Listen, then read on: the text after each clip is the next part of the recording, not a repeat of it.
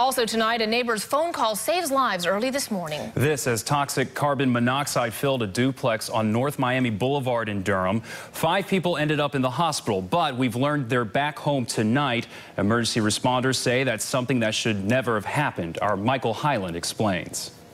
This is one of the detectors that was going off, and then there's another one upstairs. But even as the alarm sounded, Kenneth Johnson had trouble believing anything was wrong.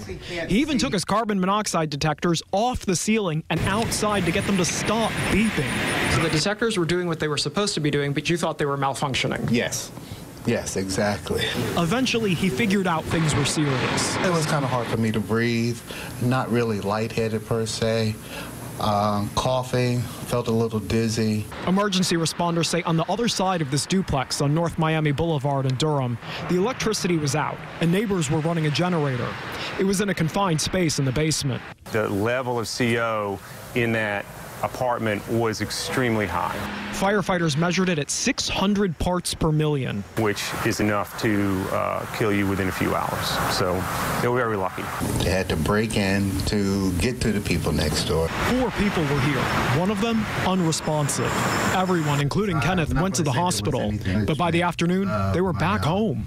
Kenneth says he's thankful his landlord installed these detectors. Clearly it was a lifesaver. Yes, very much so. And that's what they told me. Said, you know, besides saving your own life, you save the people's lives next door.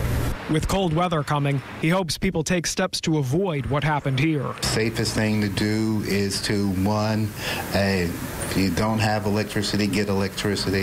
If you don't have a heat source, buy heaters or whichever. Make sure that they're safety heaters.